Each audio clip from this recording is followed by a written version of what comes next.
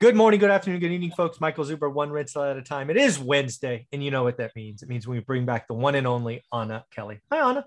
Hi, Happy New Year. Happy New Year. Haven't talked to you since last year. I mean, gosh, I know, my goodness, it seems like forever. it's been so long. It's been 7 days.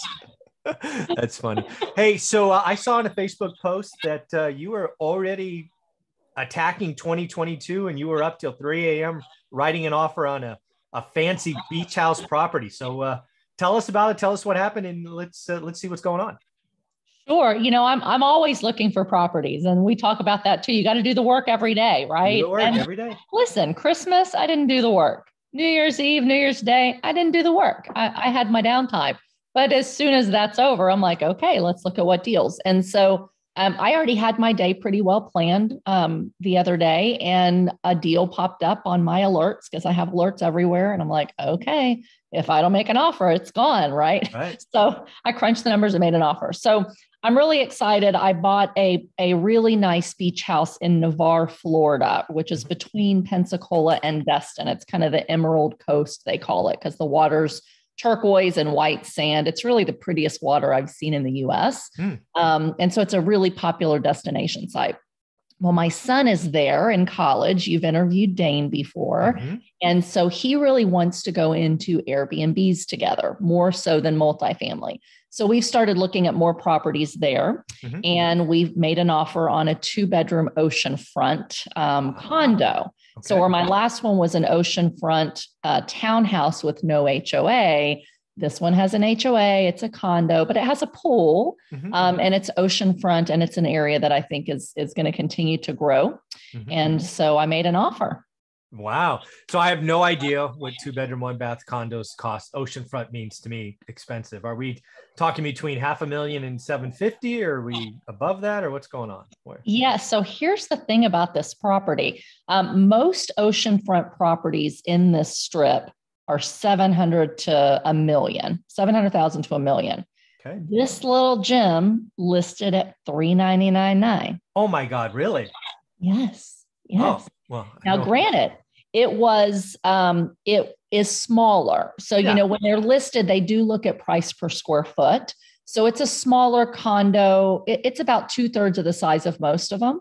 Sure. And so price per square footage, you could get up to that price point.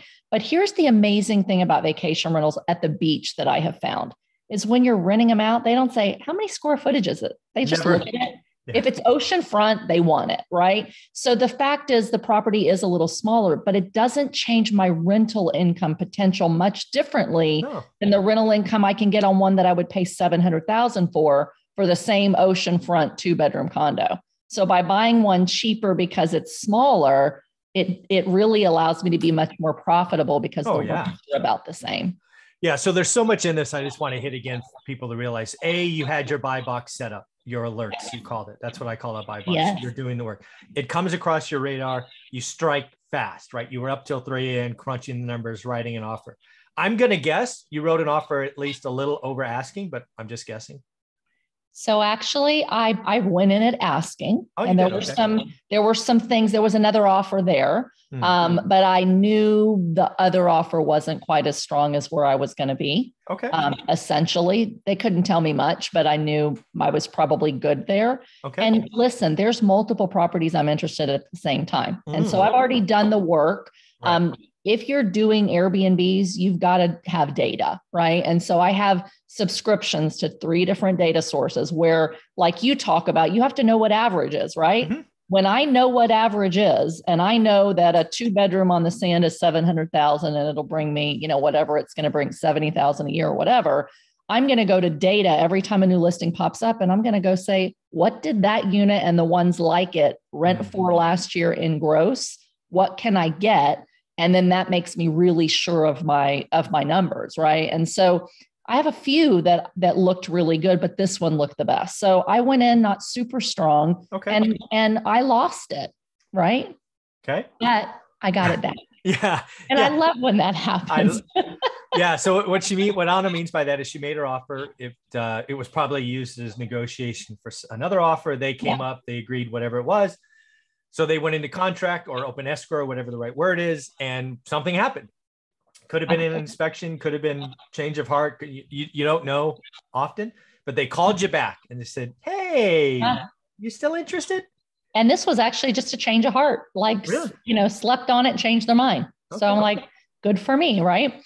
Mm-hmm. So I'm back in business on the deal. But the key is really knowing what a good deal looks like. And the minute something hits your box that is better than that, you act, you write an offer, right? So I did that. I've got 2 others that look really good in terms of all the numbers. I'm honing that in with my property manager, and I'm about to make an offer on 1 or 2 more today in the same area. Wow.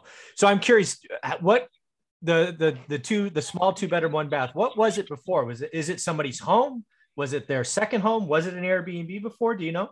It was a second home that they also rented out. Okay. And one of the other things is when you look at rentals and purchases of vacation rentals, really nice beach properties, a lot of times the buyers are second home buyers and they don't want to have to do anything to the property, Michael. They want it turnkey. Right. They're going to buy the ones because they come furnished almost always. They're almost always sold furnished.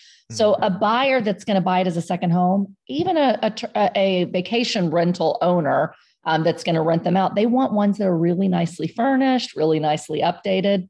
This one needs a little lipstick on the pig, right? So the pictures are not great, the lighting's not great, the furniture is. I'm gonna take a funny jab, right? But it's like old and purple. Yay, purple. We'll talk about your Facebook post later, but it's just a little bit, it's a very unique style and a little bit older furnishings. And so people didn't grab that one as quickly as they do one that just looks a little nicer, but it's furniture and paint. Right. So it was rented, but it didn't get great rental income. And this is one of the things you got to look at with vacation rentals is the unit itself doesn't have great rental history, but I know the rental income on every other unit in the building. Right. And I know that there's a lot more potential income that's validated by the comps than what that property got. And if somebody doesn't really know the data and they just say, oh, it only made $25,000 on a $400,000 purchase, they're going to pass. Right. But I know that it can make me $45,000 to $60,000 on a $400,000 purchase. All right. So you still have due diligence to go through and all of that. But when you kind of pencil it out, one of the things I always ask new students to do besides buy box and all of that is to kind of estimate a make ready cost. So when you were looking at the bad pictures and the old purple furniture, what did you are you like, hey, it's 10 or 15 on top of the $399, or what'd you pencil in there? Yes, 15. Okay, that makes sense to me. Yeah, and that's really totally repainting, refurnishing. Give some new dishes and stuff like that. Just new art. Just kind of sprucing it up. Very, very cool. And then sometimes HOAs have covenants against rentals and short terms and all of that. I'm guessing, giving it's beachfront, they don't have that. That's correct. Yeah. And that's the number one thing you have to check before you ever make an offer is what is that area's covenants? Do they allow vacation rentals? And one of the reasons I love oceanfront property is because most of the time these beach towns depend on the tourism for their tax basis. And so they want you to rent out your properties and bring more people there. It helps pay for stuff. And so beach towns, if you're on the ocean and not in a private residential neighborhood that's gated, they're almost always going to allow you to do it. So it's definitely allowed. So it's only the 5th, and it sounds like you're busy on 2, 3, 4 different opportunities. Are we gonna assume 2022 is the year that Anna goes beachfront shopping and it's Airbnb all the way? Not Airbnb all the way. I love lots of asset classes. I'll still buy multifamily and I'll still buy mostly vacation rentals because I do believe strongly in them with certain conditions. If they're near water, they're always going to do well. Lakes, rivers, oceans is my thing. I rarely buy vacation rentals in major metros, and there's reasons for that. But if I can buy oceanfront property at still a really good value compared to oceanfront property in other areas of the country, then I'm going to go ahead and still buy those. Rates are so incredible, Michael, and the programs that I can get for down payments. I'm looking at a 10 to 15% down program. Oh, wow. Rates sub 5, 30-year fixed, beating inflation. Yeah. And even though the cash on cash return is not great on oceanfront, I'll be honest with you, by the time you take out all the expenses, if you're making it turnkey, fully managed, like I am. I'm not trying to run them day to day, right? I want it turnkey. Yeah, that's your problem. Yeah, the cash on cash is not incredible, right? If I'm looking at other asset classes. But when I look at my mortgage pay down and I look at fighting inflation and I look at the tax benefits, I'm still in double digit annual returns, somewhere between, depending on what I can rent them for, somewhere between 17 and 40% annual return on investment. That'd be a great deal in many, many markets. So Anna, we wish you luck. We'll be following every week to see which one or several that you get. How can people find you?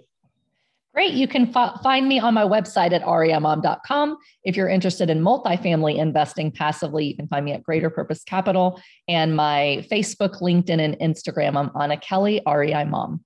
Very cool. Thanks, Anna. Thank you. Mm-hmm.